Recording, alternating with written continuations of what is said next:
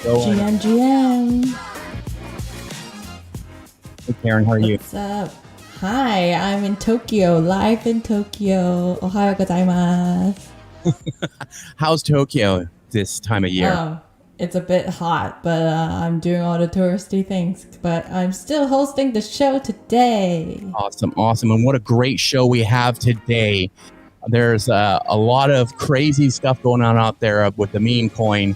And we know and we've been attacked from every angle out there possible, right? We've been on Twitter. Even our guests are being accosted for meme codes. It's crazy. We've been on Telegram, on Discord, everywhere for these things. But this is not about meme coin or anything like this. What is the GM show, Karen?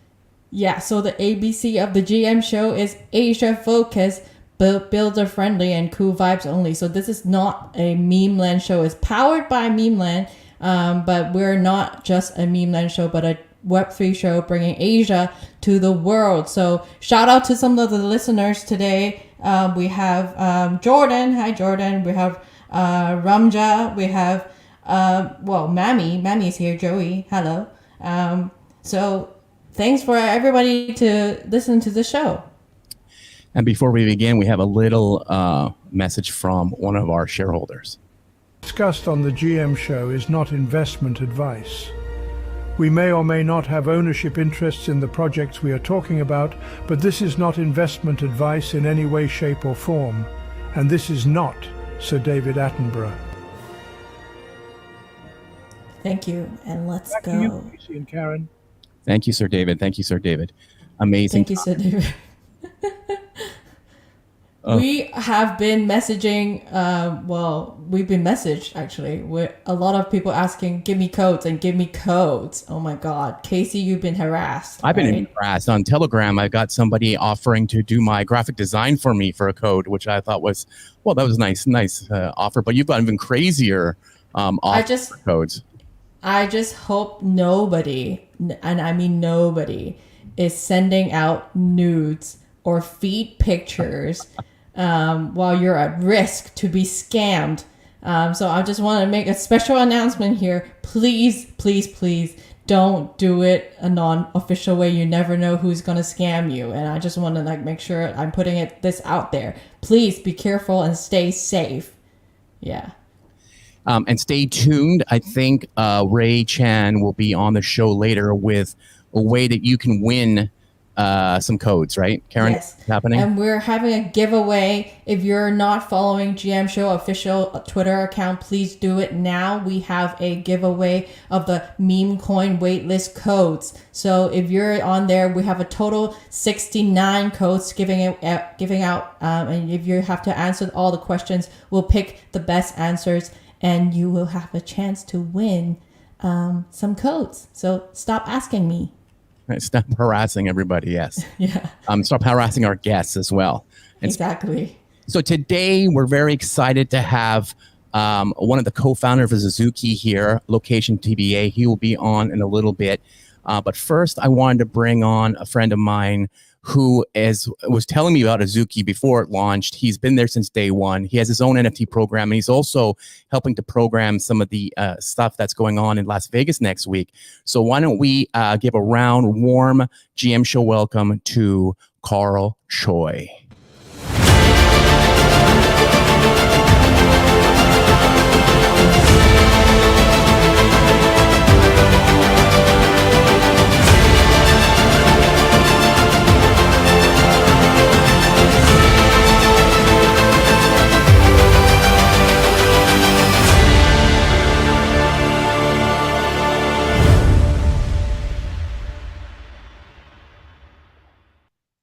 You should always feel like a rock star, Carl. I feel like this is like the biggest production value of any Twitter spaces I've ever been on. So this is like an MMA fighter coming into the stage. Like an MMA fighter coming in here. Yeah. Yeah, feel very blessed, excited to be here. And thanks for having me. Carl, where are you right now? I'm actually in Los Angeles. Just last week I was in Hawaii, and I missed my hometown, Hong Kong. So. Oh, yeah, baby, nice. That's right. We are recording. I forgot to talk about that. We're recording live from Hong Kong. Actually, we're not live in Hong Kong. None of us are in Hong Kong except in Gray. We're all scattered around the world, but we're always GMing from wherever we are. So, Carl, you have been an Azuki holder from the beginning. You're in LA, so you know the guys and things like that. So I thought I'd bring you on and do like a quick little history, a little bit of context about what Azuki is, just for some of the people who are listening that may not know about it, right? Sure. Maybe talk a little bit about how did you first hear about it?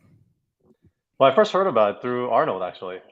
We went back in 2021 when I was part of the Stand with Asians community fund, and he actually reached out and volunteered to do an NFT drop and give all the donations to charity. And that's pretty much how our friendship started. Nice. There's a weird like feedback echo there. Yeah, let me throw my phone away real quick. It's your phone. Yeah. How about now? Yeah, that's great. Cool. You're back to normal now. It's kind of cool. Like we're going into another dimension sound.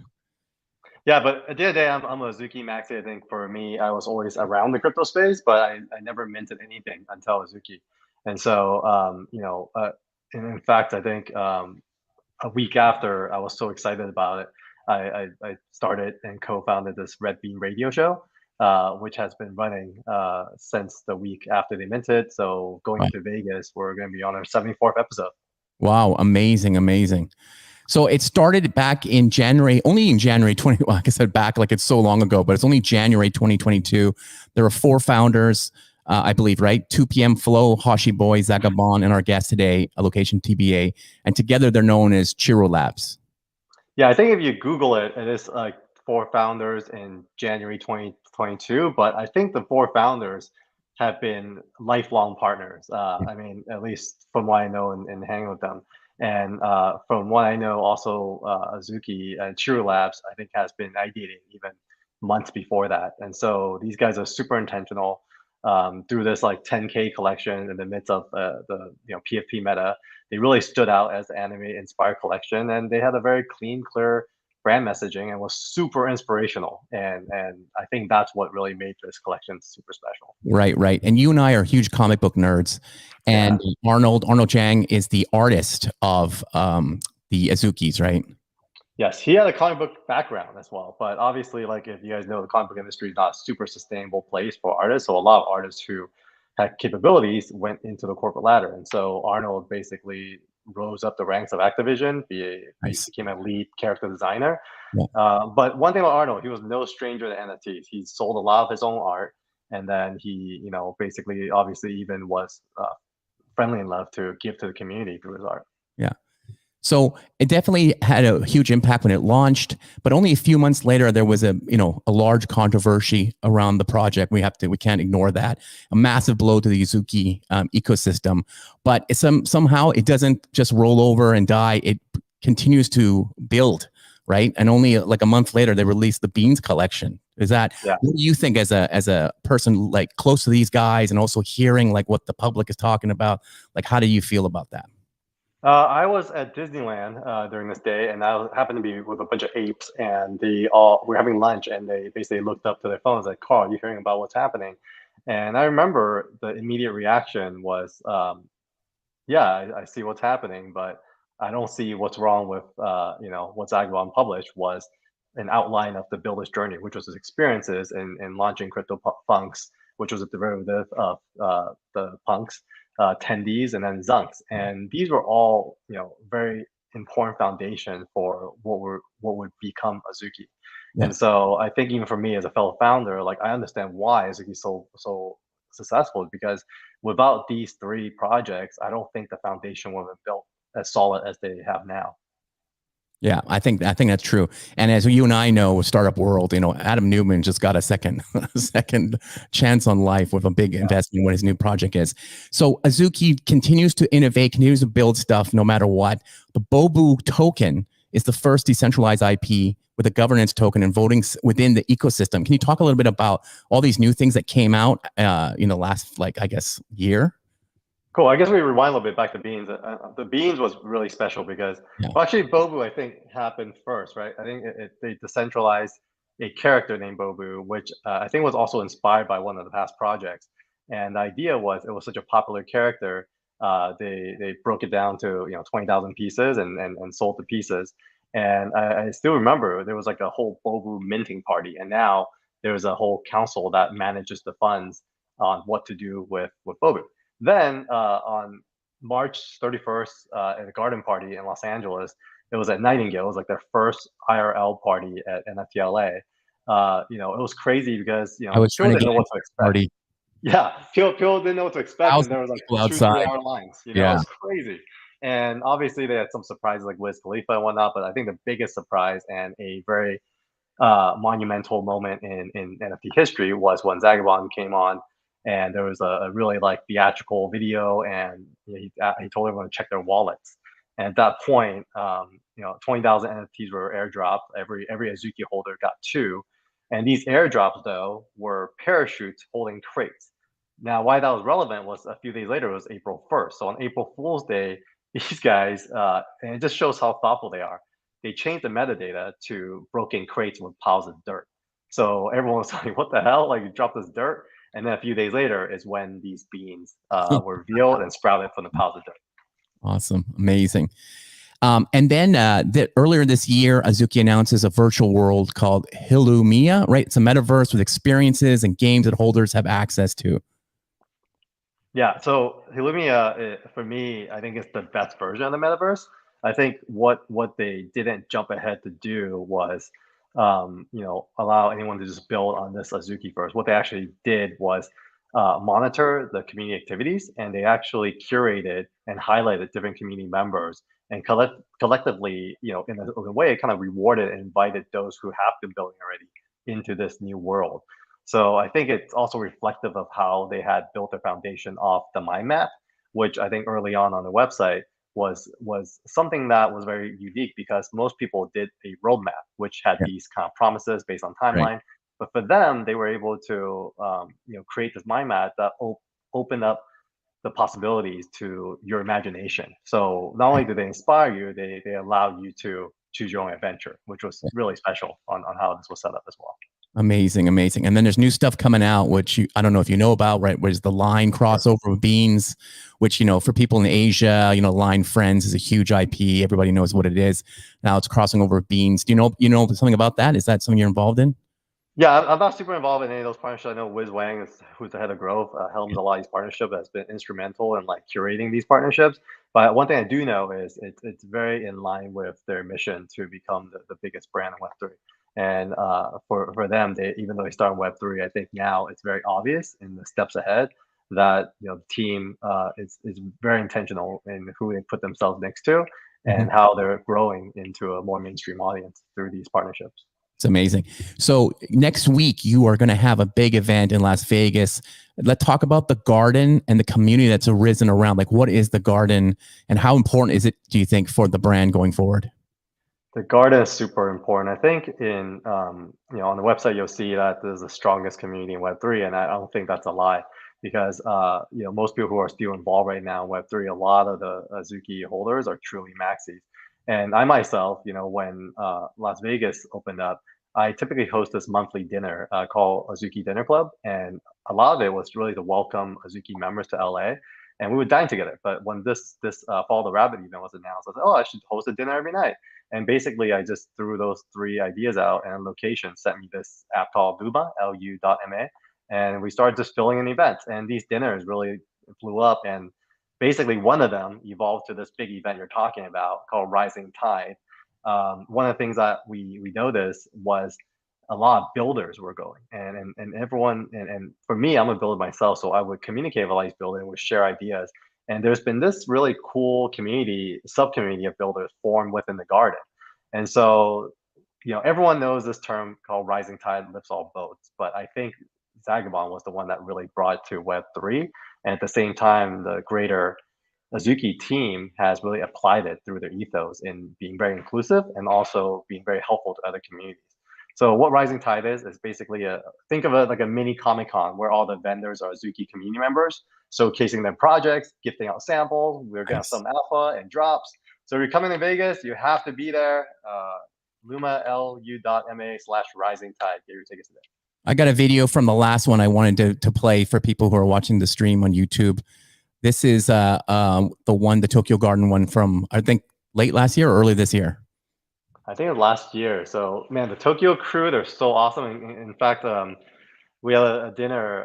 Location and I were both there, where the Ozuki Tokyo crew all came together, and Location gave like the best speech ever, and and it was fun. We got to hang out, Look at and this. It's that crazy. crew is so committed, and Yeah. they're true collectors, and they're so loyal to the space.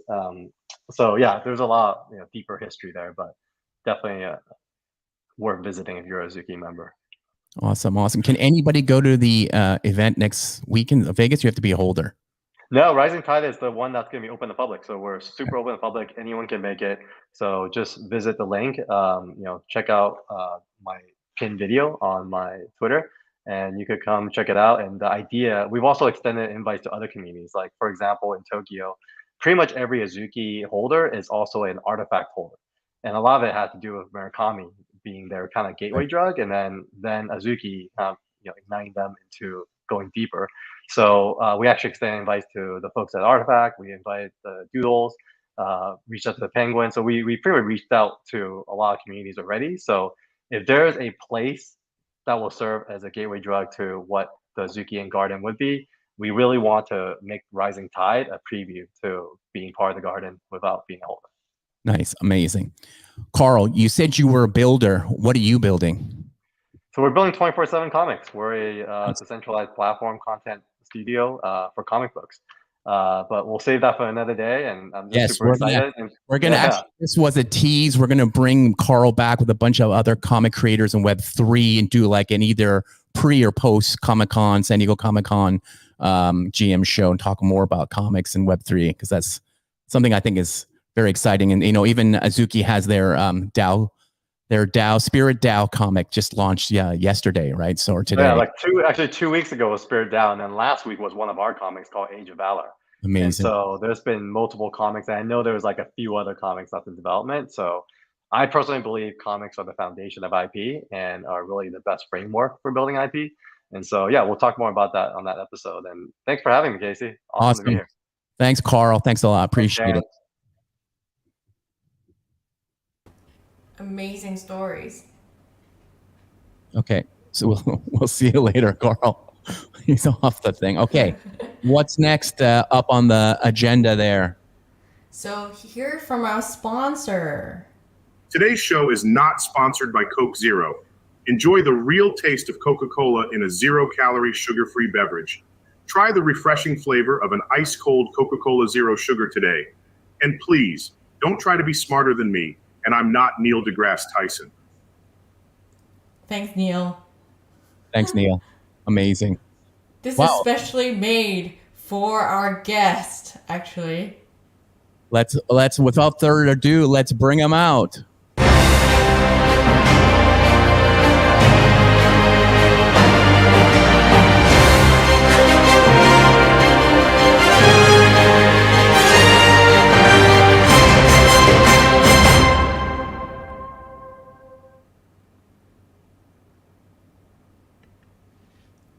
Hello. Location. That was amazing.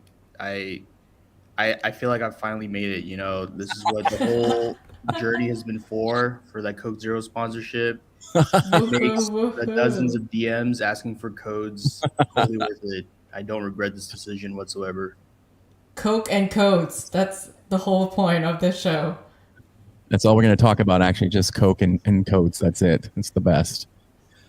How did that little talk with Carl, it was like a walk down memory lane for you? I mean, it's not that old, but it's like, or is it like, this is just old news, let's move on kind of thing? Or what, how do you take it when people do that, or kind of, overview of Azuki? I think it's interesting. Yeah, I haven't thought about some of those things in a long time, like the dirt or Bobu, the way we sold and stuff. I think you mentioned something about like the Japan dinner inspiring speech. I don't remember anything I said, so I'm just gonna take his word for it that I was very inspiring. You were good, yeah. Amazing. Well, the GM show is about for builders. We want to talk to builders who want to develop in Web3. This is not a alpha show and things like that. So we want to talk to you about kind of your career here, what you do at Azuki, how you can influence and inspire other creators that want to get into the space. And, let's just talk a little bit about your background, right? I mean, a lot of people know this, but maybe people listening don't know. You used to work at Facebook before you got into Azuki. What was the momentum to get you out of Facebook into Web3? Yeah, I think,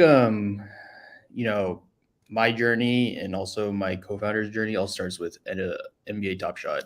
Like when that product came out, we were just completely enamored by it. We're huge NBA fans. Um, you know, Sagabon was already working in crypto, and he's like that one person in the friend group who's like always shilling crypto, and you kind of just like roll your eyes at him and you're just like, all right, like we get it.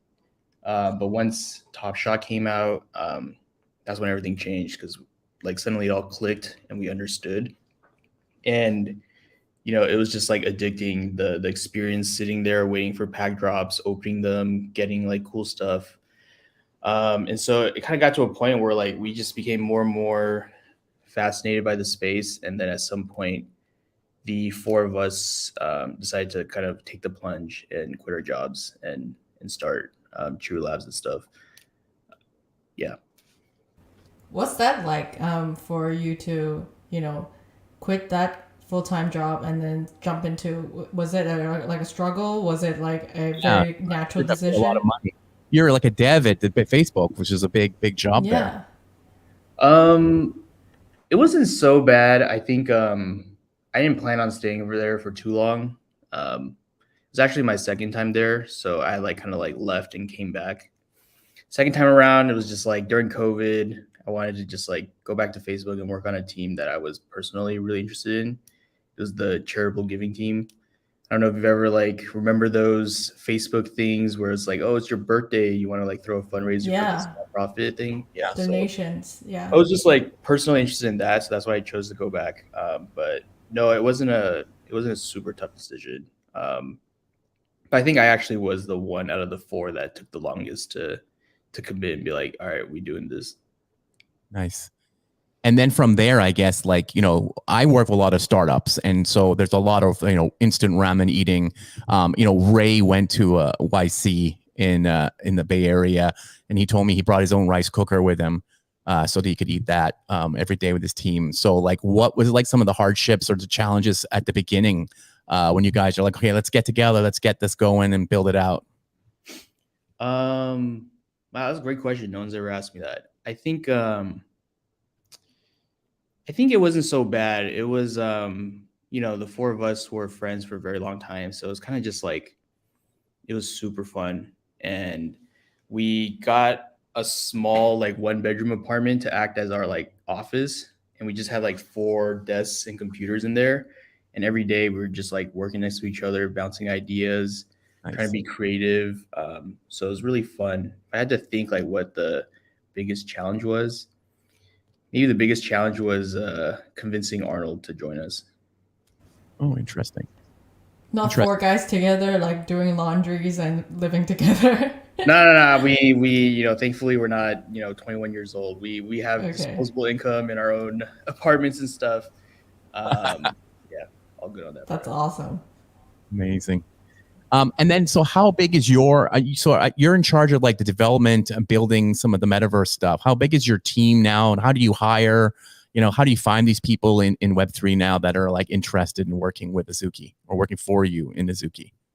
Yeah, I think the company is like maybe 24 people at this point. I think like my org, I guess, has like 7 to 8 people. Can't keep track. It all just sort of blends together. But I think, I think it is challenging because, we come from a very specific background, which is kind of like Bay Area, big tech kind of a thing. Our backgrounds are all like unicorn startups or, small YC backed startups, big tech, etc.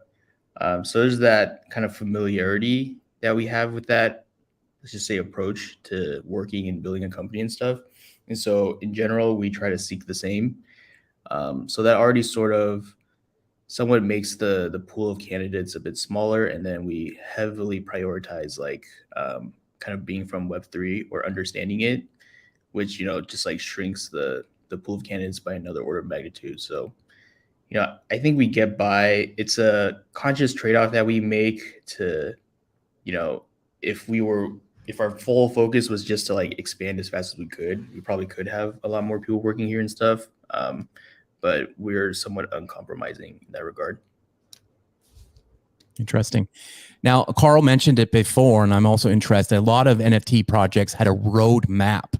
So they would show like what they were going to use funds for and what the build out was. But Azuki created a mind map instead, which kind of looked like it evolved into the Illumia metaverse, which you're building right now. Can you talk a little bit about how did you guys, I mean, obviously it's always changing, but it was early time, how did you guys figure out that to be a bit more fluid was better and to like manage expectations of your community? Yeah, I think something that we're really good at is probably observing and processing and understanding, especially when it comes to the space. So there's a period of time where everyone's releasing their roadmaps and stuff, and we're kind of sitting back watching and stuff, and the takeaway is like that is a awful way to have to operate, in our opinion. Like potentially being pigeonholed to kind of something that you thought would be good potentially months or even years ago. I think at its core, the company is very creative. And when the space is moving so fast, there's so many new inputs coming in and so many ideas bouncing around and stuff that to us, the most important thing was making sure that we maintain flexibility. So I think the mind map is like kind of like an in-between where we do want to signal to the community, like, some of our like broader intentions and stuff, but never feel like we're stuck or we can't like, explore or experiment with things. Yeah, it's cool. And then a couple of weeks ago, we had Luca from Pudgy Penguins come on. And as you probably know, they've released a toy line and things like that. And I see Azuki is like got such a cool, like anime looking, design from Arnold. And then I see you guys are doing work with Line Friends and things like that. And I see a lot of other projects are working in the same space now. Do you think that Web3 brands, the kind of future is kind of like this kind of IP strategy going forward with like merchandise, content, things like that? I think IP in general is really powerful and important. It makes things easier. I think even just like outside of Web3, if you were to observe the world or what's happening in Web2, you can probably see that IP and brand kind of rules everything. You've got like someone like Mr. Beast who can pretty much launch any product line he wants due to his brand. And you see that across celebrities and this trend of like celebrity-led brands and stuff. Yeah. So it's just like in general, IP is important. And if one's not like properly prioritizing that, you're probably already severely behind. Yeah, I think what Luca is doing with the budgie stuff is pretty cool. So do you think there's going to be a line of like Azuki chocolate, Azuki, I don't know, Line Friends, Pudgy, or like push toys or stuff like that? I think everything's possible with Line Friends and stuff, and it's certainly things that we'll explore. For us, our expertise and background is in product and engineering. So we'll probably, in general, wade more in the digital side of things and then kind of find the right partners or partnerships or whatever you want to call it to kind of explore other areas. That video and talking to Carl about what you're building in real life there, it's incredible. Like those parties look insane. And like I mentioned, I was trying to get into the one in LA last year, but it's impossible. But how important is it in what you see, from your perspective? How do you what do you think of the community? Like how important is it? And how do you explain that, right? Because a lot of people say community is number one, community is very important, but how do you see building that, and how and how does it work between the digital and all the stuff you're building in the metaverse stuff as opposed to like the real world stuff that you guys are doing? Yeah, I think talking about the community, it's really interesting because I feel like the phrasing always implies that the community is this like separate group of people. I kind of don't see it that way. I kind of think the core team is a part of the community. We're the ones who probably kick things off and like, set the tone and inspiration and stuff. But for me, like it's not a divide. Like we are a part of the community. I think the job of the core team is to some degree to inspire the rest of the community. And then they hopefully become inspired and do dope shit as well. And that in turn inspires the core team. And then you have this like great kind of creative feedback loop that's happening. And that's certainly something that happens at True Labs where, you know, we're very nimble and we kind of adjust a lot based on response and how we see things landing and stuff and what people are doing. And it factors into, you know, what we decide to do. So we're never like, here's what we're going to do for the next like 6-12 months or whatever. We're constantly kind of taking inspiration, seeing how we can enable the community more, all that good stuff. Yeah, amazing. I have a ton more questions to ask you, but first of all, I want to apologize for all the Twitter people that have been attacking you for codes. I know. You have Harassing you for codes. Yeah, I don't understand why they're asking me. I said I was asking for a code, and then somehow people took that to mean I have a bunch of codes. Like that doesn't make any sense. I don't get it. And yeah, like what codes? We're gonna bring up the guy responsible for creating all this mess right now. Ray Chan, come on up. Hey Ray. Hey GM. GM. Yeah. GM. Yeah, today I'm not showing my face so that I can match with location. Nice. All the founders are not. Code. Yeah. Wait, so Ray, like you're responsible for the codes, so maybe you need to explain a little bit more about like what's going on. Location. It's not us; it's our community. Yeah. I don't even give out any cooks on my personal Twitter, right? So it's just a simple marketing campaign, right? That we want to make our holders feel like an influencer, right? So that they can use the cooks to farm engagement, right? And also to introduce meme land and also meme coin to more people, right? It turns out I think people went crazy for it. I don't know why. I think this space is dying, right? Everything is going to zero. So even waitlist people can sell it, and then there's dramas, there are scams, there are all kind of holders, right? There are all kind of people claiming that they are meme land holders, and then they give out cooks, but they actually don't give out shit, right? So I feel like, I don't know. I think when there's something interesting, right, people went crazy for it, and I mean from the marketing standpoint, it's great, right? For the space, I don't know, yeah. But at the end of the day, it's a fun experiment for us because I feel like one thing that Web3 can actually do is actually decentralization, right? And I think the marketing side is the easiest way to decentralize. Yeah, that's why we leverage our community whenever we try to launch something interesting. Yeah. So just go back to something that Location was talking about before about IP. You just sent us a message saying that IP is like teenage sex. Yeah, IP is like teenage sex, right? It's like a copy pasta, right? IP is like teenage sex. Everyone talks about it. Nobody really knows how to do it, except Asuki and Pudgy Penguin, right? And then everyone thinks everyone else is doing it. So everyone claims they are doing it. I mean, no, we're the nerds that don't get invited to the teenage sex parties. Oh, that's why they say that they know how to do it, right? But actually, no one knows. Yeah, no one knows. No one knows what We're all Asian. Blockchain. I bet there wasn't a lot of teenage sex for Asians. Just guess. I think you live in the US for way too long. Yeah, Asia is way It's the more place to advanced be. These days. Damn, Yeah, there very are advanced these animals over days. there or what? I don't know about like why this there's a hashtag teenage sex going on for the show. Yeah, I mean, yeah, we have to keep it family friendly. Yeah. Yeah. Okay, Let's go back. okay. Let's go back to talking Sorry, about. let's go back. Yeah. So we wanted to bring Ray up here and have Ray ask some questions, founder to founder, and he has lots of questions and he was very excited. He's a holder as well, and Ray, go for it. Oh, I mean, first of all, as a founder, right, I want to understand.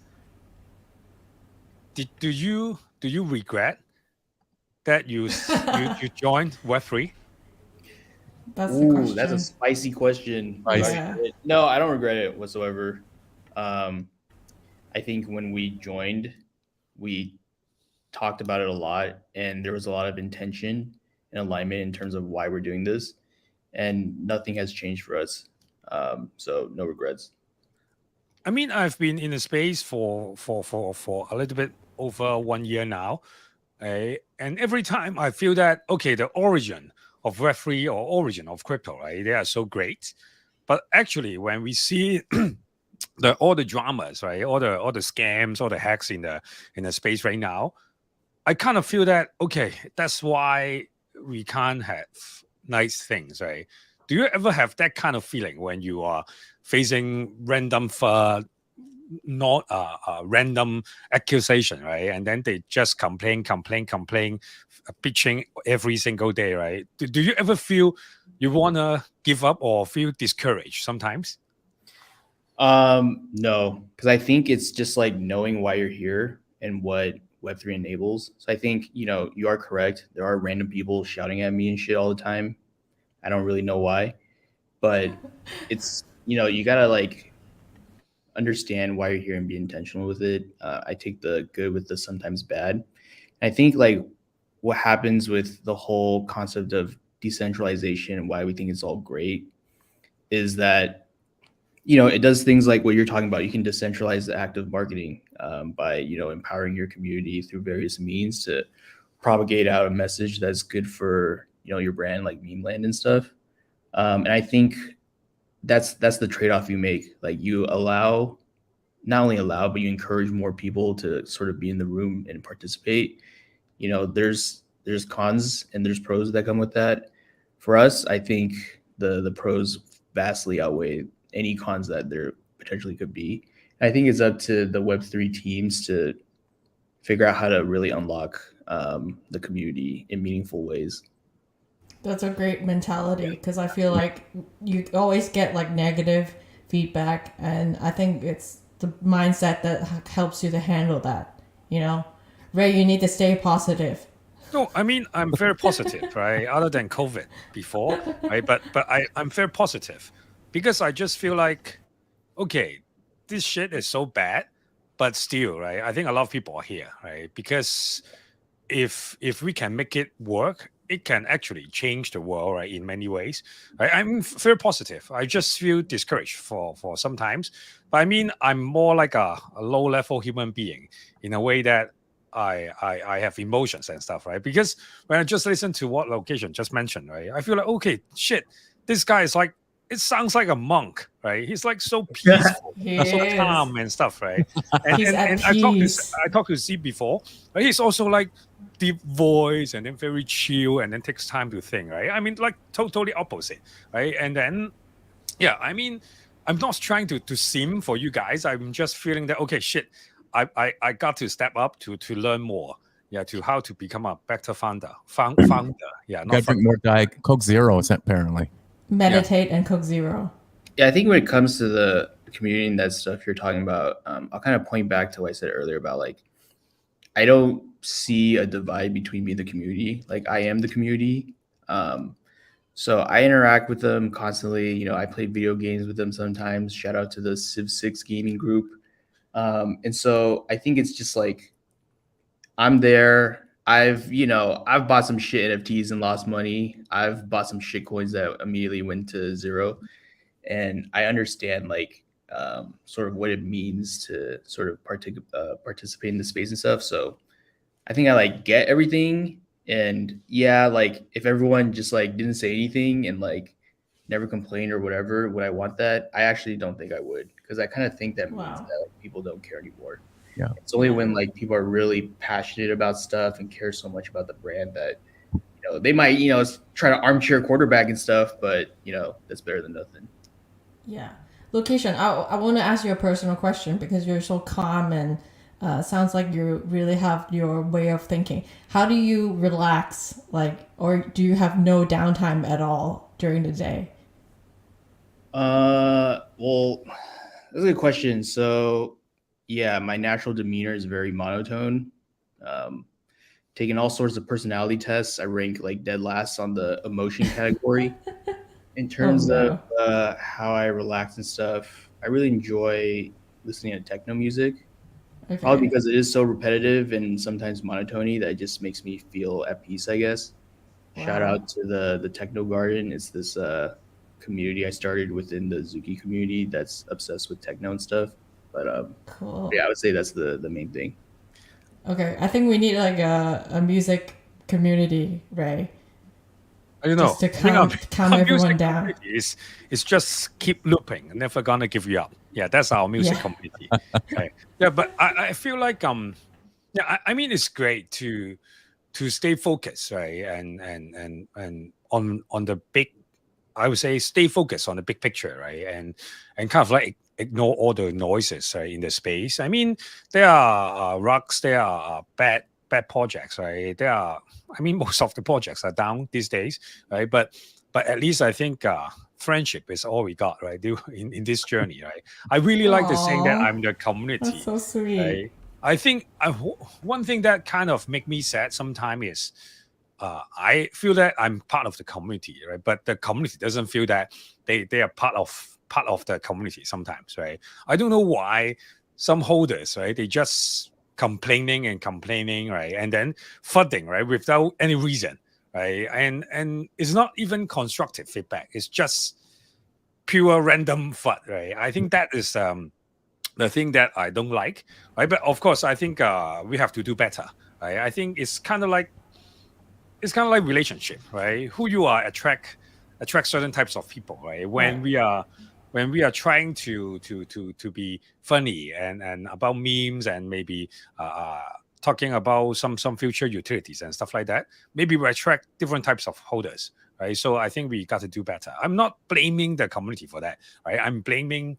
myself or our team, right? To not yet cultivate the community that we like. Yeah, that's why I think this is just day one for us. Yeah, and I feel like they're bullish in general because we are not good enough. Yeah, Right. yeah. It Ray, sounds very Asian when I say that. Yeah, you're not good enough. You're Yeah. never good enough. Yeah. Ray, I got a question for my, you. my So childhood trauma is flaring up. We got change topics. Mom says you're never good enough, man. Well, I want to ask Ray, because you're in both communities. Like, do you think what's so special about Azuki's community and compared to Meme Land?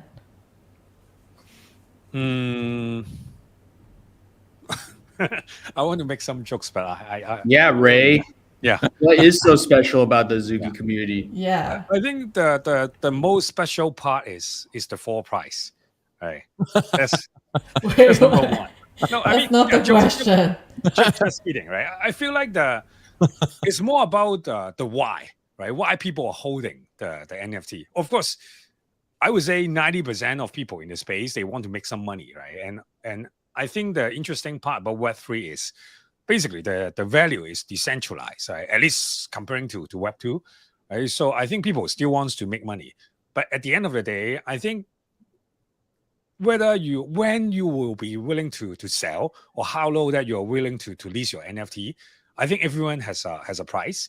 And I feel like the Suki community, I think they are generally more bullish, right? They're Yeah. more diamond hand in general. Yeah. I mean, Yeah. without last time when I talked to Z, and he mentioned that okay, there is no sticking at Azuki, at least not right now, right? And you can see that the stickiness of the community is still very high, right? Meanwhile, for Memeland, we have to do a lot of activation and a lot of let's call it hard and soft kind of measures, right? To encourage our holders to believe in us. I just feel like we have to keep working so hard to reach the state that we have, right? Meanwhile, for Azuki, it's almost like, okay, I'm just being cool, right? And then you just stick with us. It's kind of like that kind of vibe. Of course. Are you saying Azuki has big dick energy? I mean, I mean, it's definitely just from the outsider's point of view, right? But I totally understand that the communication, the hard work is all about the internal part, right? But I feel like this is the type of community that I think a lot of other projects, a lot of other collections would be jealous of, right? I think there are only a few collections in the space right now that has that kind of community, right? I mean, price definitely helps, but I think at the end of the day, it's not just the price; it's also what the community believe in. Yeah. Wow. What do you think, Location? Was it correct? Was it what Yeah, I you're think it makes thinking? sense. Yeah, I think everything makes sense. There certainly is a price for everyone. My profile picture has a price. If anyone wants to ever talk one day, it's 7 figures. Send the ETH offer over. I'll evaluate whether I take it or not. But yeah, I think what Ray's saying is true to some degree. I think the main thing is the emotional attachment that you have to the brand in your token for our community. Obviously, everyone came here for price, and people want to see the price go up. They don't want to see it go down, etc. But for us at True Labs, we think a lot about how we want to like make you feel when you see the stuff that we do, and the emotions that you take away from that. And so, I think when Zuki first started and stuff, there is a certain level of like emotion that really resonated with people. It was kind of one of the first kind of authentic anime aesthetic or art that you saw. And I think at that time when there wasn't, that much, let's say, diversity within the founders in the space, I think it really struck a chord with a portion of the Web3 space at the time.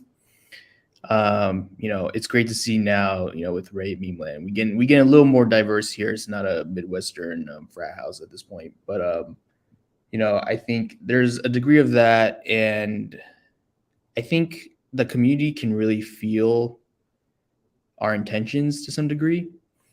I think at its really, really fundamental core, like what we do and everything that guides our decisions, we just ask ourselves, like, is this dope shit? And I know it sounds kind of cliche because we say it all the time, but really, like, who we're building for is like ourselves, because we think of ourselves as part of the community, and we're just like, is this dope? And if it's not, we scrap it. And so we always try to think about like, how do we kind of up level and keep doing cooler and cooler shit. Yeah. I think that makes a difference, right? I think a lot of other communities, right, maybe Memeland included, is this is shit, right? Whenever they see something new, this is shit, right? Yeah, not this is the shit, right? But this is shit, right? I think that makes the difference, right? I think at the end of the day, if we really believe in Web3, we actually need to build with the community, right? So on one hand, we have to communicate, we have to deliver, right, high quality stuff, interesting stuff, and then on the other hand, we also have to communicate with the community that, okay, why this is important, right? Because I think you can launch a toy, right, but no one cares, right? But look at Pudgy, right? I think a lot of people care. So I feel like that makes the difference, right? I think if a founder or if a team, they feel like, okay, I did that, and other so-called blue chip projects, right? They also did that, right? How come mine doesn't work, right? And then they will say, that, okay, because that project is just a cult, right? That's why whatever they do, whatever they touch, right, they become gold, right? I feel like that sets the foundation for failure, because at the end of the day, I think we have to figure out how to communicate with our community. If we can't even convince like that a few thousand people to believe in us, I don't think we can do something bigger, right? Not to mention, okay, mass adoption or other BS like that, right? So I think that Web3 is amazing in a way that, okay, we can set a goal, we can set a vision, and then we can mobilize at least a few thousand people to help build out the vision together, right? I think we started 1 year later than Suki, right? That's why and also due to the market situation and stuff, that's why we have to do a lot and learn a lot. But I think it's great to be part of the Web3 crowd that is still building right now. Yeah. I want to go back to a little bit about what you're talking about before, Ray, about the FUD and stuff like that, and throw it to Location. How do you deal with this kind of stuff, right? I mean, you guys, Suki went through some drama, and it really probably wears down a lot on the founders and things like that. And I think this is something a lot of people, don't have a thick skin, can get worn down by a lot of this stuff that comes around. And how do you stay focused? How do you guys as a team, I don't know how big you were back then and even today, with the market going up and down as it is, how do you stay focused? How do you stay positive about this kind of stuff? And, try and keep this noise out of your, when you guys are planning stuff and at these events and things. Yeah, I think first and foremost, it helps that the four of us have been friends for a really long time. Yeah. We've each known each other for at least 10 years. I've known 2PM Flow since we were in like second grade. So as very core, like we act as a very strong support system for each other, give encouragement, but wouldn't necessarily even give like really critical feedback. In terms of how we stay focused and stuff, I think it just stems from the founders being strongly aligned. It keeps the core team very aligned. People know in our conviction in this space and why we're here, and presumably feel passionate and inspired about what they're doing here. It also helps that a good chunk of our team is hired from either the community or our own personal networks. So it's a little easier when you're not a distributed group of strangers on the internet and stuff. And so pretty much it's sometimes it can be hard when the space always changes so fast. Feels like the ground beneath you is like constantly shifting. You got like black swan events happening like every week at this point. Yeah. But I think as long as the team is really aligned, they know what they're doing, why we're here, see each other just as passionate as they are about what they're doing day in, day out in the office and stuff. I think that makes all the difference. Yeah, totally agree. I feel like I think the team is just an extension of the founders, right? And then the community is also the extension of the team. Right? Of course, there will always be the last like 99% of people, right? And last 1% of people that will kind of like have different direction, right? But when you look at a pretty strong community, I think they are generally more, I would say, more convicted, right, in the team, in what they're building, right? And I think it's also important for the team to at least give out a long-term vision of what they try to build, right? I think for Azuki, it's like the skater of the internet, of Web3, and then try to do dope shit only, right? I think that is like a great mentality, right? Because I think a lot of projects that didn't work out so well in the bear market is basically they have a very fixed roadmap. So if you deliver, there's no surprise, right? If you don't deliver, of course there is fun, right? So it's like you are gonna never win, right? With a very fixed roadmap. Meanwhile, for Azuki, I think I've been following Azuki for some time, and then for example, like when ChatGPT just launched, right, and then Bobu have a chat, right? It's like an AI chat. You can ask Bobu Farmer, right, all kind of funny questions and stuff. So I think, and also when Pepe, right, the meme coin, the shit coin was popping, right, and then Azuki did a drop and stuff, right. I mean, you can see that the team has their long-term vision, but at the same time, short-term, they're also very flexible, right? They execute really fast, really well. I think that's how you can continue to build regardless of the market situation, right? And that's why when people ask me, okay, what are the top teams in the space right now, right? I always feel like, okay, Azuki is one of the top ones, right? And it's not because you come up to the show and I try to, I don't know, polish your shoes and stuff like that. Right? Oh, what? Yeah. Why am I here that? Yeah, that's the whole point. Yeah, but I feel like this is actually true, right? I mean, the space Web3 is actually very interesting because it's very honest. Yeah, it's if you launch something, right, and then it doesn't work, it will be reflected in the price, right? Of course, some people will always buy the rumors, sell the news, but I think after a week or two of that announcement, right, you can see the real action of the announcement, right? But somehow you can see that not everything, right, but most of the things that Azuki launches is actually quite bullish for the community, right? And as a fellow builder, right, I feel like, okay, this is amazing. And how fast they execute some new ideas to integrate some new ideas. I think that's also worth learning, right? They have that startup mentality where, okay, you have to launch fast, right? And then iterate, right? But at the same time, the quality of the work that they deliver, I think is actually very high, right? So I feel like whether you like the artwork, whether you like the history, right, and stuff like that, I think on that part, I think this is worth learning. Yeah. Great. Okay, we're running into the hour here. I don't know, Location, we don't want to keep you too late. It's going to be dinner time soon. So we have them rapid fire questions. for you from the community. So you can answer these 1 or 2 sentences. You can expunge on if you want, and Ray, you can definitely jump in as well. So I went into the Meme Land Discord and asked the community for some questions, and that was the wrong thing to do today, where I just got attacked for codes, not questions.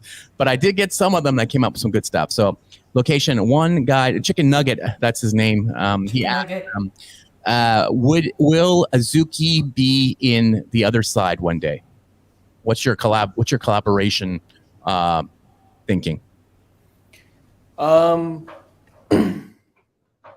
don't know. I actually talked to the team a bit and kind of, relatively stay in the loop with what they're doing. I think the challenging thing is probably actually creating the 3D models for the Zukis in a really good way. I think like they had a demo where like there was people with screens walking around and they just slapped the image there. Like, I think for us, we're very particular about like our brand and keeping things at high quality and stuff. So yeah, that would never fly from like a, like ready to go release product perspective. Then when it comes to actually like making the models, that's challenging. Okay, all good. Okay. Next question. What's your thoughts on soul-bound tokens? Louis Vuitton is launching these things. You guys are kind of a luxury brand as well. What do you think about these? I think they're interesting. A couple of months ago, maybe a year at this point, I don't know. I created the Location TBA DAO, and I basically just like let everyone mint a bunch of soul-bound tokens, and so you're basically bound to me for life. I haven't like spent the most time thinking about it. I think there's something interesting there, but maybe when I get some more free time, I'll toy around with the concept a bit more. Great. We had Danny from On-Chain Monkey on the show. What do you think of Bitcoin ordinals? Are you guys looking at that? I think ordinals are fascinating. I think the ideas of ordinals on Bitcoin lend itself really well to one of the kind of older or original value props of NFTs when everything was kicking off around like art and provenance. And it just like fits really well with like the general narrative around Bitcoin. And I think it's something that's going to grow in importance in the coming months, years. We're all seeing what's happening with AI art, and like people are kind of starting to become aware of like how fast things are really going to, start moving with AI and everything. Right.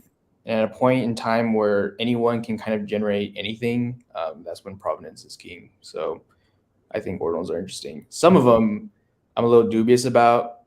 I think they might be stretching it. I don't have a super strong formed opinion on it, but there's some of the applications that's requiring like a shit ton of like Web2 infrastructure to just like even make it remotely work, which I feel like kind of defeats the whole like provenance narrative to some degree. But yeah. Okay.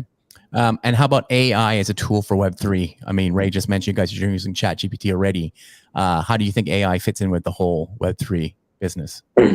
Yeah, I think AI is going to change like the entire world. Personally, I've been super mega bull on it for a while now. I think people sort of underestimate like how quickly technology changes things and like the exponential power of Moore's law and stuff like that. I personally think like the world will be unrecognizable in like 30 years. If you imagine like what things look like in 1990 compared to now, and you kind of try to mentally model out that exponential effect from where we are today, it'll be like imperceivable. So I personally think AI is going to play a huge role in like literally anything in this world, any product, any business. And I think it's up to people to recognize that fact and view it as a tool to be leveraged. Because I think what it does is it automates away all the sort of tedious, monotonous executional parts of work.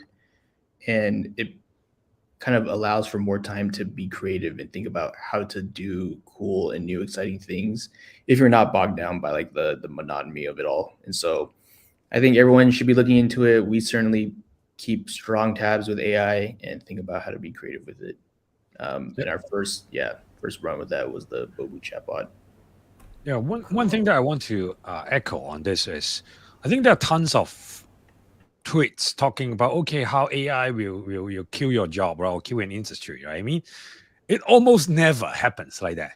Right? I think TV never kills radio, right? Internet, even not killing TV, but somehow it will help it to transform to another medium, right? And also helps the top guys did even better jobs, right? And then so that it can release the manpower from certain industry, so that those guys they can work on other industry, right? And of course, if you don't try to improve every single day, basically you will become obsolete anyhow, right? With or without AI, right? Because there are always new generation that is trying to take your job if you just stay stay unchanged, right? So I just feel like this is like the narrative that a lot of random people just want to say that, oh, this will kill your job, right? Photoshop will kill the designer's job, right? I mean, no, designer use Photoshop to do their job, and right now with AI, with Mid Journey, with Stable Diffusion, right? I think it enables more people to become designer, right? And then the top designer even can make cooler art in shorter time, right? So I feel like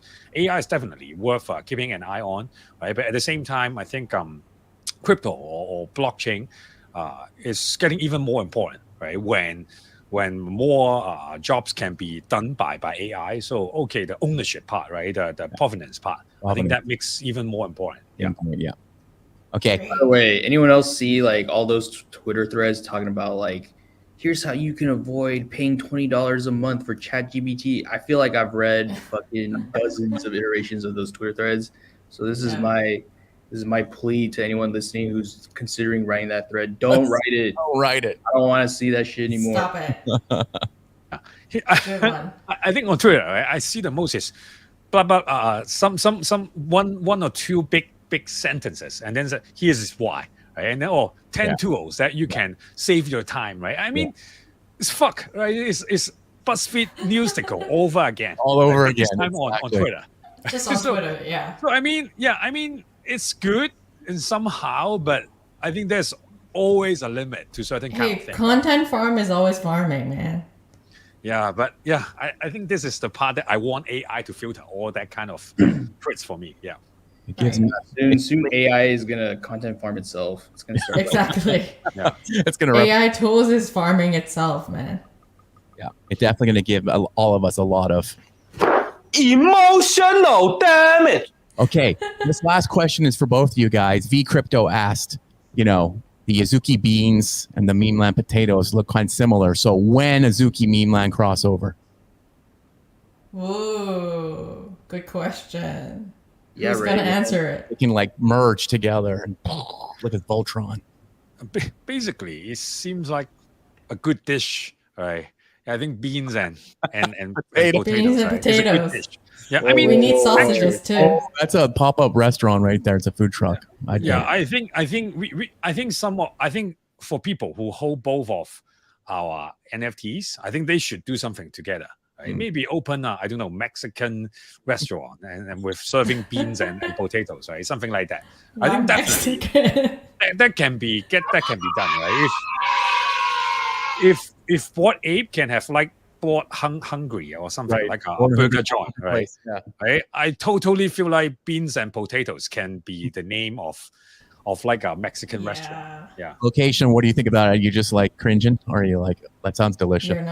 You're not into Mexican food? I mean, no, I'm super into Mexican food, but no, it sounds good. I don't want to eat a bean. It feels weird. I think on a slightly more serious note, I feel like I've seen this sentiment around about people asking like, why won't these projects collab with that project or blah, blah, blah. I think what it comes down to is like, in my opinion, the serious teams, they have like a pretty strong idea of what they want to do, and it's going to take a fuck ton of work. Yeah. And we're all kind of trying to build up this thing or push Web3 forward in our own vision or way. And that takes a lot of time. It takes like the entire alignment of a company to do something like that.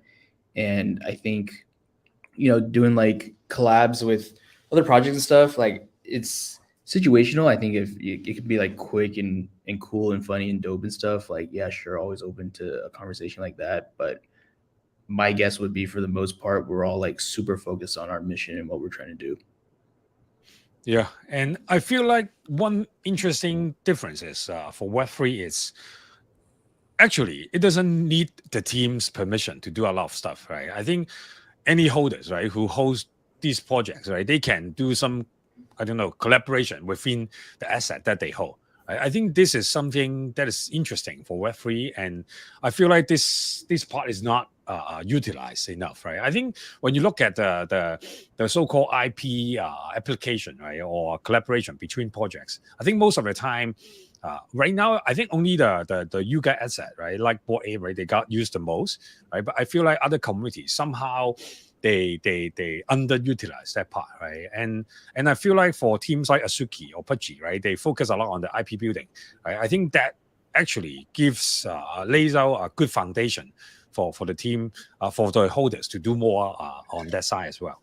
Yeah, so I think I think it's an interesting idea. But as a Location mentioned, right, I think different teams, different vision, right, different mission as well. So I feel like it's if it works, right, then we work together. For example, okay, we got Location, right, to join the GM show to talk about Azuki, to talk about Web3. I think this is also a kind of collaboration, because at the end of the day, there are not that many builders left right now, right? So I think we have to support each other one way or another. Yeah. Yeah. Great.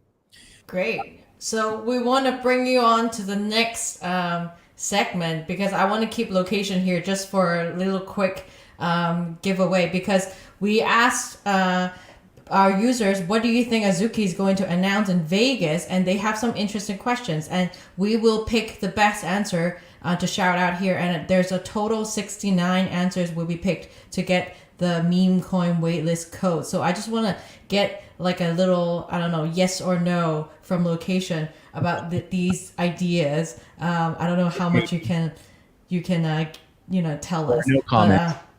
Or no comments, yeah. So Harmon BTC ETHLL said, introduction of NFTs that benefit wildlife conservation efforts. That's interesting. What do you think, Location? No comment. Okay, no comment. Okay, Mash Honato said that Azuki is creating the sickest new anime show of this decade. Yes or no comment? No comment. No comment. Okay. Kevin McCoy said collab with SpaceX and a token Azuki coin or something like that. Fuck. That's a good idea. Fuck. No comment. Okay. Okay, SpaceX it is. Richard, that's the last one. Richard said Azuki is rumored to be working on a groundbreaking project that combines blockchain technology with renewable energy, paving the way for a greener future, and so get ready to power up sustainably. Is it true or no, or false, or no comment? There's like a theme going on. Yeah. Like really, yeah. I'm really happy to see that there's a conservationist like theme that's happening, but yeah, no comment. Okay, thank you so much, Location. Thank you, Location. This is amazing. Thanks for having me. This was great. Don't DM me. I don't have codes. DM Ray. He has all the codes. I know. You the moment you DM him. So okay. Yeah, thanks everyone. Thank you so much. Thank you.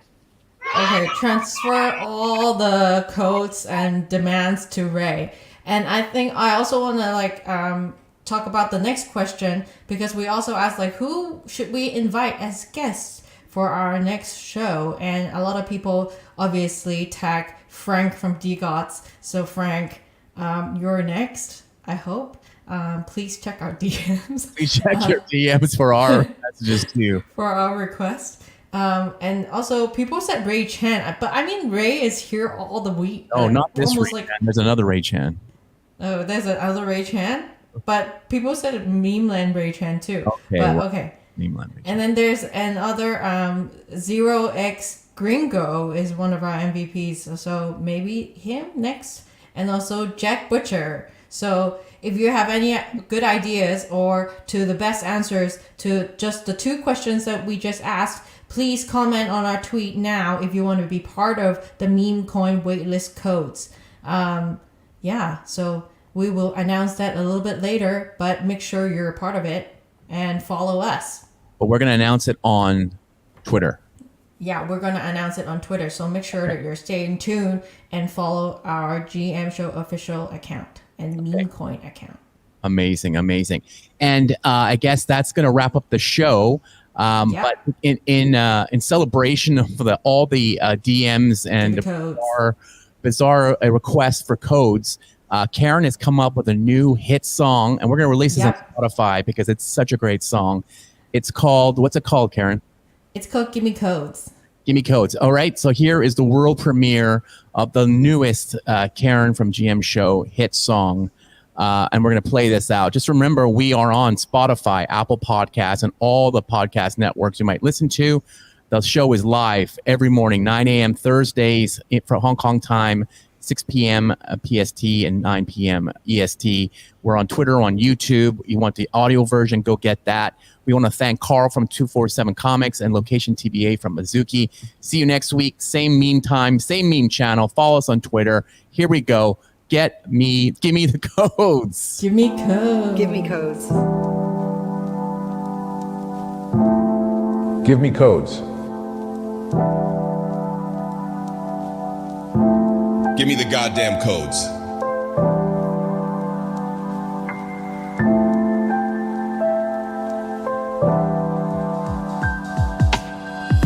Give me the codes. Give me codes.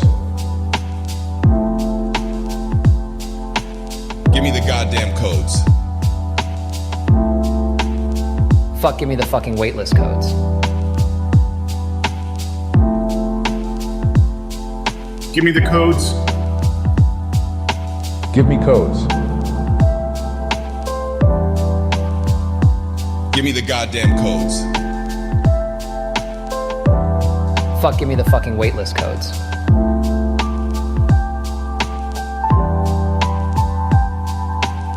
Give me the codes. Give me codes. Give me the goddamn codes. Fuck, give me the fucking waitlist codes.